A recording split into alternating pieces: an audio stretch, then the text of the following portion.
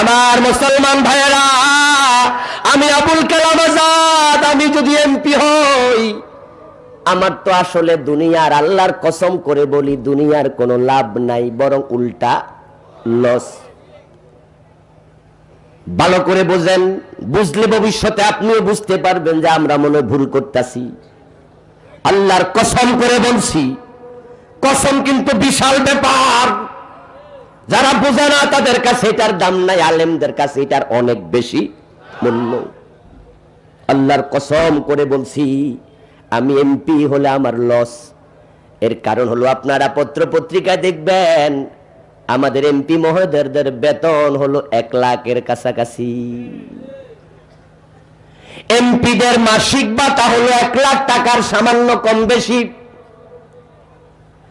অথচ আমরা যারা আলহামদুলিল্লাহ পর্যায়ের আলেম, আমাদের মাসে ইনকাম 1 লাখ না আরো বেশি।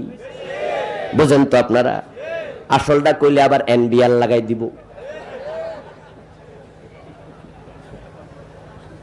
এখন আমাদের ইনকাম যদি 1 লাখের বেশি হয়, তাহলে এমপি হইয়া আমি তো 1 লাখের নিচে চলে আইলাম। এখন এমপি যদি আমারে বানায়, বলুন তো গম চুরি করার কোন সুযোগ আছে? আত্মসাৎ করার? কারণ যদি আমি গম চুরি করি, রাষ্ট্রের সম্পদ আত্মসাৎ করি, হাসরের দিন আল্লাহ ছাড়বে না। আমার গদ্দানের ভিতরে তো আমার আমল, আমার রেকর্ডার আছে না নাই? আজকে মাহফিলে আসার সময় এটা খুললা ঢাকা রেখে আইছি, ঠিক না? এজন্য বন্ধু, আলেমরা আসলে রাজনীতি করে না, করা দরকারও নাই। যদি কোরআন দিয়ে দেশটা তোমরা চালাইতা, আগের সরকার চালাইতো, 30-40 বছর ধরে যারা দেশ চালাচ্ছে, তারা যদি কোরআন দিয়া বিচার করত, কোরআন দিয়া শিক্ষা নীতি বানাইতো, তাদেরকে আমরা কলিজায় তাইনা নেব, ঠিক না? এই যে শিক্ষানীতি কোরআন দিয়া চালানো কত দরকার। ও দোস্ত, তোমার বাপ মারা গেলে তুমি হুজুরের কাছে দৌড় মারো যে হুজুর একটু জানাজার নামাজটা পড়ান। হুজুর তোমার বাবার লাশ সামনে রাইখা জানাজার নামাজ পড়ায়। ভাই গরম লাগছে। 3 নাম্বার তাকবীর দিয়ে একটা দোয়া আছে না নাই? আল্লাহুম্মা গফির লি হাইয়িনা ওয়া মাইয়িতিনা ওয়া শাহিদিনা ওয়া গায়িবিনা।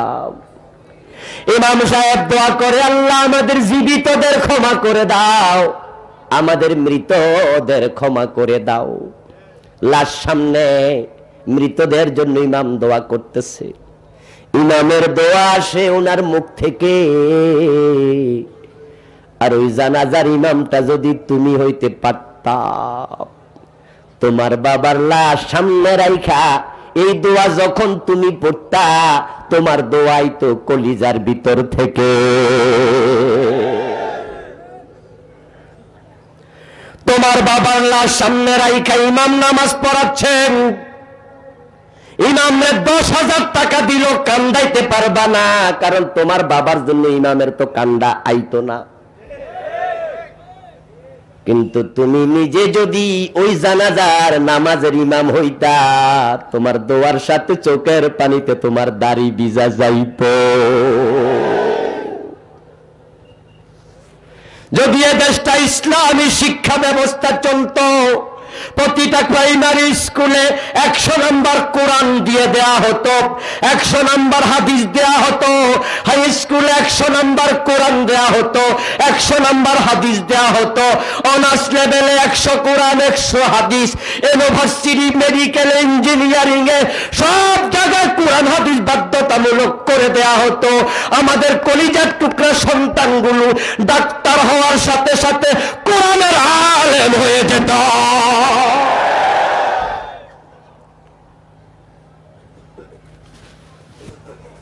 আপনার কলিজার টুকরা সন্তান ইউনিভার্সিটির প্রফেসর হতো, আবার কোরআনের আলেম হতো।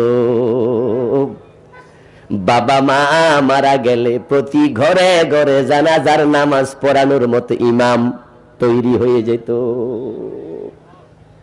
আমরা কোরআনের কথা বলি, কোরআন যদি কায়েম হয়ে যেত, তাহলে আমরা তো ঘরের দরজা খুলে ঘুমাতে পারতাম।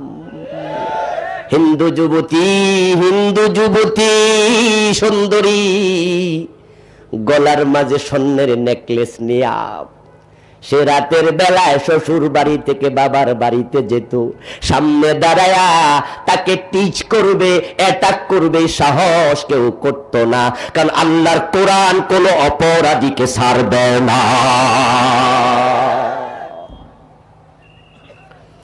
আজকে যে মাদকে পুরাটা দেশ বাঁচতেছে, যুব সমাজ মাদকের সবলে শেষ হয়ে যাচ্ছে। ক্লাস 9-এর ওই ঐশী মাদকাসক্ত হয়ে বাবা মা দুইজনকে হত্যা করে সে জাতির চোখে আঙ্গুল দিয়ে দেখায়া গেছে এই মদ এখন আর ইউনিভার্সিটি লেভেলে সীমাবদ্ধ নাই, এটা হাই স্কুলেও এসে গেছে। তোমরা যদি জেগে না উঠো, এই আবা এই মদ প্রাইমারি লেভেলে চলে যাবে। যেই পরিবারে একটা মাদকাসক্ত থাকে, পরিবারে যদি একটা ছেলে মাদকাসক্ত হয়, পুরা পরিবারটাকে জাহান্নাম বানাইয়া ছাড়ে।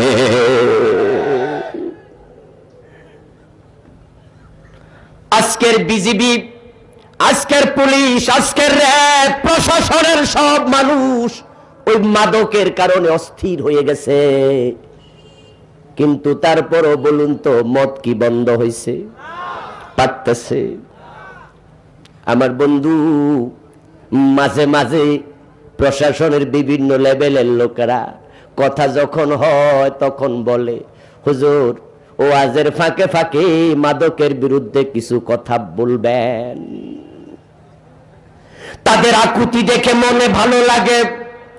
এসপি লেভেলের লোক, ডিসি লেভেলের লোক, ও বন্ধু এমপি মন্ত্রী লেভেলের লোক যখন এই আকুতি বলে, হুজুর মাদকের বিরুদ্ধে কিছু কথা বলিয়েন, তখন তো মনে আনন্দ আসে যে আমাদের সিনিয়র লেভেলের লোকেরাও মদের ব্যাপারে ভাবনা চিন্তা করছে। মাঝখান দিয়া দেখেছেন মাদক সেবীদেরকে, যারা ব্যবসায়ী তাদেরকে ক্রস ফায়ারে হত্যা করছে দীর্ঘ 1 মাসের মতো, মনে আছে না নাই? বিভিন্ন জায়গায় লাশ পাওয়া গেছে। মদের ব্যবসা যারা করে কোনো ছাড় নাই, কোনো ছাড় নাই, কোনো ছাড় নাই। আমার ভাইয়েরা, এরপরেও মাদক বন্ধ হয় না।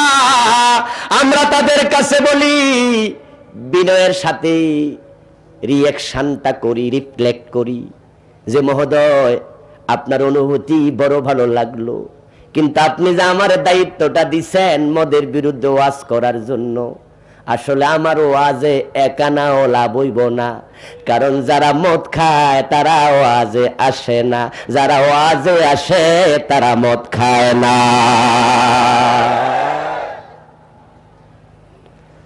যারা মদ খায় ওয়াজটা তাদের দরকার ছিল, তারা তো আমাদের ওয়াজে আসে না। যারা মাদক সেবী, এই যে রাতের বাজতেছে এখন 11:30টার কাছ বেশি, এত রাইতে তাফসীর মাহফিলের মাঠে কোন মদখোর বৈশা থাকবে, এটা তো কিয়ামতের লক্ষণ হইব। কারণ মদখোরের কপাল কি এত ভালা? ও তো ফোড়া কোপাইয়া থেকে না, এত রাতে মাহফিলেতে হেতে বৈশা থাকতো না। মাহফিলেও হেরা আসে না, যদিও আসে শয়তান জিলাপি দোকানে আটকাইয়া রাখে। শয়তান কয়, এই বেটা তুই আবার মাহফিলে যাইবি কেন, বরং চা দোকানে বসে জিলাপিও খা, মাঝে মাঝে ওয়াজও শুনবি, মোমবাতিও টানবি।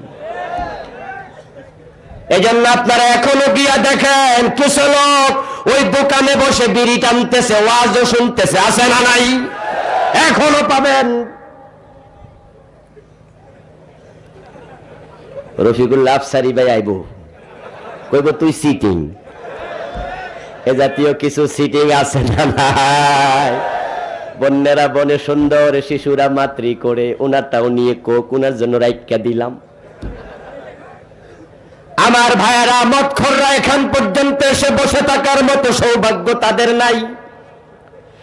এখন আপনারা যে বলেন আমরা ওয়াজ করতাম, কি লাভ হবে? তারা তো আসে নাই। ও বন্ধু জ্বর উঠছে যার কম্বল দরকার তার। এখন যার জ্বর টর নাই হেরে যদি আমি কম্বল দিয়া জড়াইয়া ধরি হে তো আমারে ঘুষি মারব, হে কম্বল সব ফালাইয়া দিব, কব আমারে কম্বল দেন কেন। তো যারা মদ খায় না তাদের কাছে ওয়াজ হবে মদের 2 মিনিট 5 মিনিট, ভবিষ্যতে যেন আর না খায়। কিন্তু ওই ওয়াজটা যাদের কাছে দরকার তারা তো আমাদের কাছে আসে না, তাই মদ বন্ধ করে